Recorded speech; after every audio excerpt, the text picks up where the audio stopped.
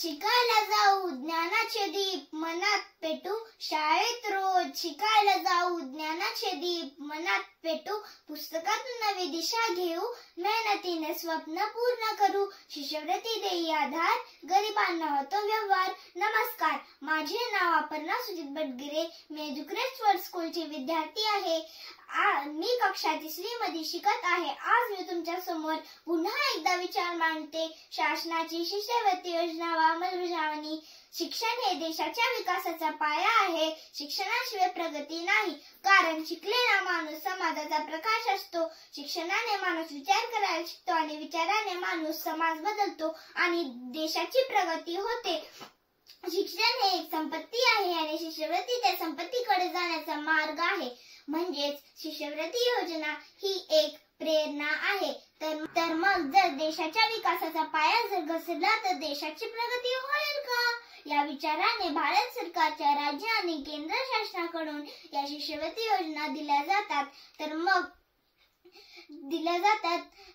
हे शिष्यवृत्ती म्हणजे काय? शिष्यवृत्ती म्हणजे गरजू विद्यार्थ्यांना त्यांच्या शिक्षणासाठी मिळालेली आर्थिक मदत होय। तर मग ही शिष्यवृत्ती योजना कसं काम करते? परतफेड करायची गरज नाही, आर्थिक मदत होय। विविध शिष्यवृत्ती देणारे असतात, याचा वापर शिक्षण खर्चासाठी पण केला जातो। तर मग ही शिष्यवृत्ती योजना कुणाकडून दिल्या जातात? ही शिष्यवृत्ती योजना केंद्र सरकार आणि राज्य सरकारकडून दिल्या जातात। उदाहरण, सावित्रीबाई फुले शिष्यवृत्ती ही 5वी ते 10वीच्या विद्यार्थ्यांना आहे। राष्ट्रीय आर्थिक दुर्बल घटक शिष्यवृत्ती NMMSS ही योजना 8वीच्या विद्यार्थ्यांना 9वी आणि 10वी शिकायला आहे। तर मग शिष्यवृत्ती योजना किती प्रकारच्या असतात? ही शिष्यवृत्ती योजना 2 प्रकारच्या असतात। 1. गुणवत्तेवर आधारित शिष्यवृत्ती, 2. गरजांवर आधारित शिष्यवृत्ती। गुणवत्तेवर आधारित शिष्यवृत्ती जसे की खेळ, शिक्षण आणि कला यामधील हुशार विद्यार्थ्यांना दिली जाते। गरजांवर आधारित शिष्यवृत्ती गरीब विद्यार्थ्यांना दिली जाते, कारण शिक्षण हे देशाचे भविष्य आहे हे ओळखून विद्यार्थ्यांच्या स्वप्नांना आकार देणारी ही योजना सरकारने चालू केली आहे। कारण यामुळे समाजात समानता येते, अंधश्रद्धा दूर होतात, आरोग्य सुधारते आणि गुन्हेगारी कमी होतात, महिला सबलीकरण होते आणि प्रगत समाज घडतो।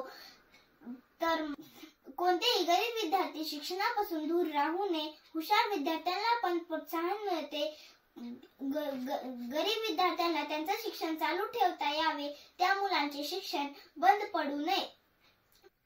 तर मग ही शिष्यवृत्ती म्हणजे मुलांना मिळालेली आर्थिक मदतच का? तर मुळीच नाही। तर मित्रांनो, शिष्यवृत्ती म्हणजे लंगड्याची काठी, भुकेलेल्याचे जेवण आणि तहानलेल्याचे पाणी आहे। ज्या विद्यार्थ्यांना अभ्यास करायला दिवा नाही, त्यांच्या दिव्यातील तेल ही शिष्यवृत्ती योजना आहे। ही योजना म्हणजे फक्त आर्थिक मदतच नाही, तर गरीबपण आकाशात उंच भरारी घेऊ इच्छिणाऱ्यांच्या पंखातील बळ आहे। आणि मागे वळून पाहिले तर डॉक्टर बाबासाहेब आंबेडकर बॅरिस्टर झाले आणि आजचे ज्वलंत उदाहरण पाहिले तर बिरदेव डोने IPS झाले। हे फक्त शिष्यवृत्ती योजनेमुळे झाले। अशा कितीतरी शिष्यवृत्ती योजना भारत सरकारच्या राज्य आणि केंद्र शासनाकडून दिल्या जातात, जे की राजश्री छत्रपती शाहू महाराज शिष्यवृत्ती योजना, एकलव्य आर्थिक सहाय्य योजना, डॉक्टर पंजाबराव देशमुख वसतिगृह निर्वाह भत्ता योजना, गुणवान विद्यार्थ्यांना आर्थिक सहाय्य योजना, कनिष्ठ गुणवान विद्यार्थ्यांना आर्थिक सहाय्य योजना, वरिष्ठ स्वातंत्र्य सैनिकांच्या पाल्यांना आर्थिक सहाय्य योजना, माजी सैनिकांच्या पाल्यांना आर्थिक सहाय्य योजना, शासकीय संशोधन आदी छात्रवृत्ती योजना। तर काही योजना परदेशात जाऊन शिक्षण घेण्यासाठी सुद्धा आहेत। तर मग ही शिष्यवृत्ती योजनेची अंमलबजावणी कशी केली जाते? महाडीबीटी पोर्टलवर ह्या सगळ्या शिष्यवृत्ती योजना अर्ज करतात। तर मग ह्या शिष्यवृत्ती योजनेची अंमलबजावणी करत असताना सरकारपुढे खूप मोठ्या समस्या आहेत। पहिली समस्या, अजून या योजनेची माहिती खेडोपाडी नाही। पैसे नसल्यामुळे बरीच मुले शाळेला जात नाहीत, ते शिक्षण घेत नाहीत, त्यांच्या आई वडिलांना पण ह्या योजनेची माहिती नाही, त्यासाठी लागणाऱ्या कागदपत्रांची पण माहिती नाही। फॉर्म भरताना खूप अडचणी येतात. फॉर्म ऑनलाईन भरता येतो आणि त्या फॉर्म फक्त इंग्रजीमध्ये भरता येतो. आता ज्यांना इंग्रजी कळत नाही त्यांनी हा फॉर्म भरू शकत नाहीत आणि ते या योजनेचा फायदा घेऊ शकत नाहीत, असा काही लोकांचा समज आहे. तर फॉर्म भरताना OTP येत नाही, वेबसाईट स्लो होते, यासाठी शासनाने काही उपाययोजना करणे गरजेचे आहे. पहिली उपाययोजना, प्रत्येक शाळा आणि कॉलेजमध्ये शिष्यवृत्ती सहाय्यक केंद्र सुरू करावे. शिक्षक आणि बाकी कर्मचाऱ्यांसाठी डिजिटल प्रशिक्षण देणे गरजेचे आहे. विद्यार्थ्यांसाठी पण कार्यशाळा घेतली पाहिजे. ह्या योजनेचा प्रचार जास्तीत जास्त खेड्यामध्ये झाला पाहिजे. शिष्यवृत्ती योजनेची संपूर्ण माहिती असलेले पुस्तके गरीब विद्यार्थ्यांपर्यंत पोहोचली पाहिजे. आता मी तुम्हाला एक गोष्ट सांगते. ती गोष्ट आहे एका मुलीची. तिने एका छोट्याशा गावामध्ये राहत होती. तिचे नाव होते दीपाली देशमुख. तिला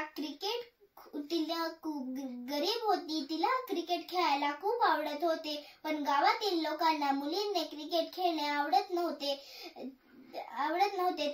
मग तिने शाळेत जाऊन क्रिकेट खेळली.